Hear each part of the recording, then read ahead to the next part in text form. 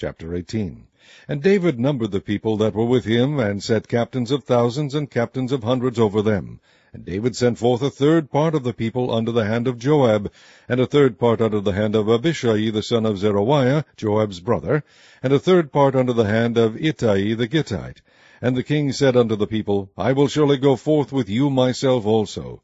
But the people answered, Thou shalt not go forth, for if we flee away, they will not care for us, neither if half of us die, will they care for us. But now thou art worth 10,000 of us, therefore now it is better that thou succour us out of the city. And the king said unto them, What seemeth you best I will do. And the king stood by the gate side, and all the people came out by hundreds and by thousands. And the king commanded Joab and Abishai and Ittai, saying, Deal gently for my sake with the young man, even with Absalom. And all the people heard when the king gave all the captains charge concerning Absalom. So the people went out into the field against Israel, and the battle was in the wood of Ephraim, where the people of Israel were slain before the servants of David, and there was there a great slaughter that day of 20,000 men. For the battle was there scattered over the face of all the country, and the wood devoured more people that day than the sword devoured. And Absalom met the servants of David, and Absalom rode upon a mule, and the mule went under the thick boughs of a great oak, and his head caught hold of the oak, and he was taken up between the heaven and the earth, and the mule that was under him went away. And a certain man saw it, and told Joab, and said, Behold, I saw Absalom hanged in an oak. And Joab said unto the man that told him, And behold, thou sawest him, and why didst thou not smite him there to the ground? And I would have given thee 10 shekels of silver and a girdle. And the man said unto Joab, Though I should receive 1,000 shekels of silver in mine hand, yet would I not put forth mine hand against the king's son.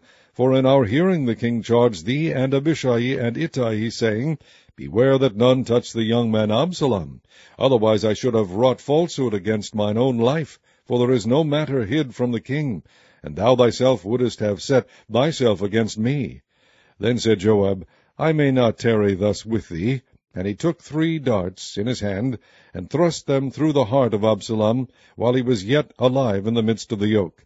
And 10 young men that bare Joab's armor compassed about, and smote Absalom, and slew him. And Joab blew the trumpet, and the people returned from pursuing after Israel, for Joab held back the people. And they took Absalom, and cast him into a great pit in the wood, and laid a very great heap of stones upon him, and all Israel fled every one to his tent. Now Absalom in his lifetime had taken and reared up for himself a pillar, which is in the king's dale, for he said, I have no son to keep my name in remembrance. And he called the pillar after his own name, and it is called unto this day Absalom's place.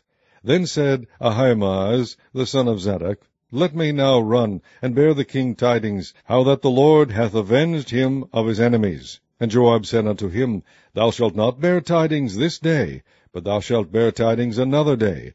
But this day thou shalt bear no tidings, because the king's son is dead. Then said Joab to Cushi, Go tell the king what thou hast seen. And Cushi bowed himself unto Joab, and ran. Then said Ahimaaz the son of Zadok yet again to Joab, But howsoever let me, I pray thee, also run after Cushi. And Joab said, Wherefore wilt thou run, my son, seeing that thou hast no tidings ready?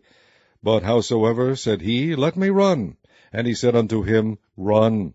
Then Ahimaaz ran by the way of the plain, and overran Cushi. And David sat between the 2 gates, and the watchman went up to the roof over the gate unto the wall, and lifted up his eyes, and looked, and behold, a man running alone. And the watchman cried, and told the king. And the king said, If he be alone, there is tidings in his mouth. And he came apace, and drew near. And the watchman saw another man running. And the watchman called unto the porter, and said, Behold, another man running alone. And the king said, He also bringeth tidings. And the watchman said, Methinketh the running of the foremost is like the running of Ahimaaz, the son of Zadok.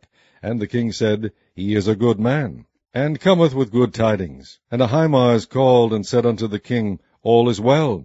And he fell down to the earth upon his face before the king, and said, Blessed be the Lord thy God, which hath delivered up the men that lifted up their hand against my lord the king. And the king said, Is the young man Absalom safe? And Ahimaaz answered, When Joab sent the king's servant, and me thy servant, I saw a great tumult, but I knew not what it was. And the king said unto him, Turn aside, and stand here. And he turned aside and stood still. And behold, Cushai came, and Cushai said, Tidings, my lord the king, for the Lord hath avenged thee this day of all them that rose up against thee.